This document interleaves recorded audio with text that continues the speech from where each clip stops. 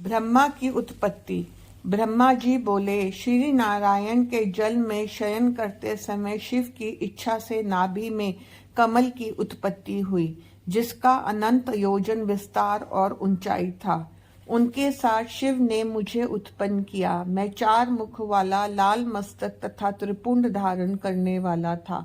मैंने उसी कमल समय कमल के अलावा कुछ भी नहीं देखा। उस समय मुझे कुछ भी ज्ञान नहीं था। मैं अपने तथा अपने कर्ता के बारे में जानने की इच्छा करने लगा। बुद्धि प्राप्त होने पर कमल की नाल में नीचे को उतरा।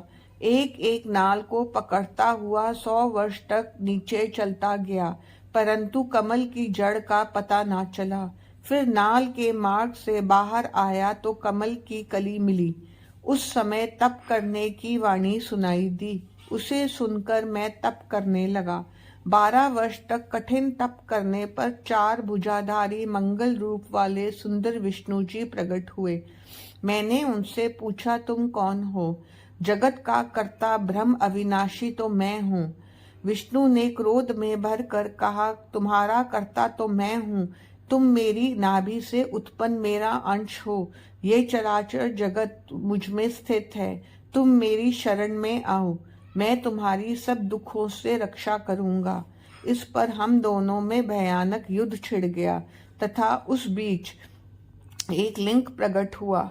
हम दोनों ने उसे नमस्कार करके युद्ध बंद कर दिया तथा वास्तविक रूप में दर्शन कर उस लिंग रूप महादेव की स्तुति की। प्रणव व्याख्या। ब्रह्मा जी बोले, उस समय आकाश से गंभीर वाणी में ओम ओम की ध्वनि हुई। विष्णु ने लिंग में भी ओम आदि अक्षरों को देखा। इस अग्नि सदृश लिंग की हम परीक्षी करने के लिए विचार करने लगे कि यह कहाँ से प्रकट हुआ है। तभी एक परम ऋषि का वहां आविर्भाव हुआ। विष्णु जी ने उस परम ऋषि से पूछकर शिव जी का ज्ञान प्राप्त किया। वह शिव अचिंत्य वाणी से परे तथा एक ओमकार के ही द्वारा जाना जा सकता है। ये एकाक्षर ओम रत सत्य परम कारण आनंद अमृत प्रयात ब्रह्म है। इसी एकाक्षर बीज रूप अंड में से ब्रह्मा उत्पन्न हुए हैं। उसका आकार विष्णु है, साकार शिव है। उमा कर मोह न करने वाला मकार नित्य स्वरूप है। सर्वमय अंड इसी से उत्पन्न हुआ है, जो ऊपर के भाग से आकाश तथा नीचे के 5 तत्व वाली पृथ्वी प्रकट हुई। फिर 38 अक्षरों वाला वह मंत्र प्रकट हुआ, जो बुद्धिदायक धर्म अर्थ का साधक है। फिर मृत्युंजय मंत्र उत्पन्न हुआ, जिसमें ओम जू स अथवा त्र्यंबक यजामहे इत्यादि कहा जाता है। इसके साथ ही पंचाक्षर मंत्र, जिसमें नमः शिवाय मंत्र तथा शम्य चिंतामणि मंत्र उत्पन्न हुआ। दक्षिण मूर्ति मंत्र भी उत्पन्न हुआ। इसके बाद तत्वमासी महा का वाक्य उत्पन्न हुआ। विष्णु ने भी इस सभी को जपना शुरू कर दिया और दोनों ने प्रसन्न चित्त से स्तुति प्रारंभ की। ब्रह्मा विष्णु को उपदेश। विष्णु की स्तुति से महेश्वर प्रसन्न हो गए। तब शिव जी ने मुझे तथा विष्णु जी को वेदों का उपदेश किया। शिव ने विष्णु जी से पूछा कि हे प्रभु, आप किस प्रकार प्रसन्न होते हैं? शिव ने कहा, मैं तुमसे अति प्रसन्न हूँ।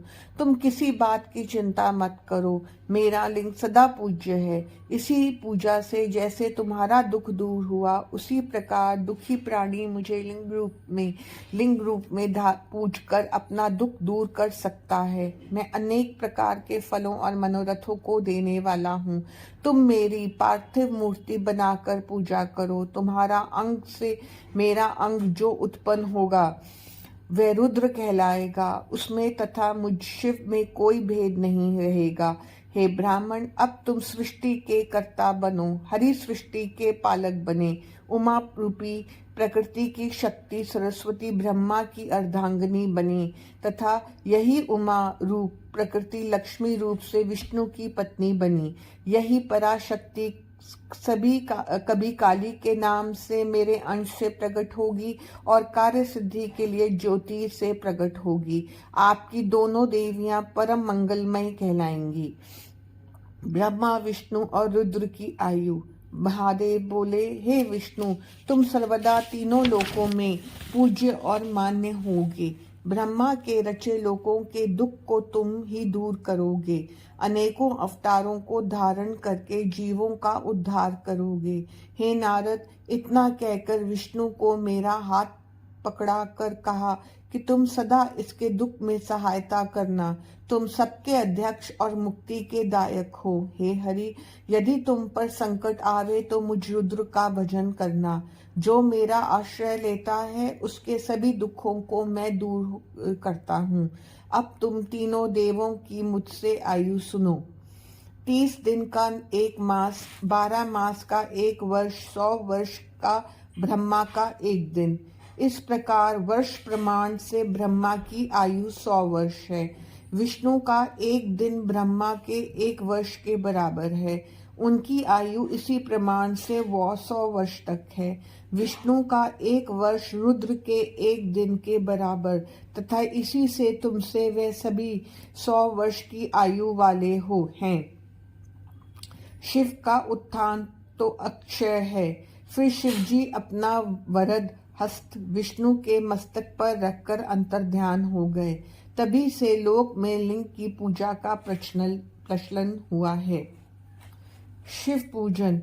ब्रह्मा जी बोले, हे नारद, तुम्हें लिंग पूजन को संक्षेप में कहता हूँ, सो ध्यान पूर्वक सुनो, क्योंकि विस्तार से तो सैकड़ों वर्षों में भी नहीं पूरा हो सकता। शिव जी की पूजा परम भक्ति से करनी चाहिए। प्रातः काल ब्रह्म मुहूर्त में उठकर गुरु और शिव जी का स्मरण करें तथा भगवान हरि का ध्यान करें। साथ में मेरा तथा भगवान हरि और देवताओं तथा मुनियों का भी ध्यान करें। शिव स्तोत्र का पाठ करें। फिर मल त्याग को जावें। दक्षिण दिशा में मल त्याग नहीं करना चाहिए। शुद्धि के लिए 5 बार हाथ धोएं। बाएं हाथ को 10 बार तथा दोनों को मिलाकर 7 बार मिट्टी से मांजें। लिंग और गुदा से भी एक बार मिट्टी लगाकर स्वच्छ करें। दोनों पैरों में 3 बार मिट्टी लगाकर फिर 3 बार हाथ साफ करें। वर्ण के अनुसार दातुन करें। छठ, अमावस, नवमी के व्रत के दिन, रविवार को तथा संध्या और श्राद्ध के समय दातुन ना करें। तीर्थ में विधि पूर्वक स्नान करें। संध्या वंदना एकांत में करें।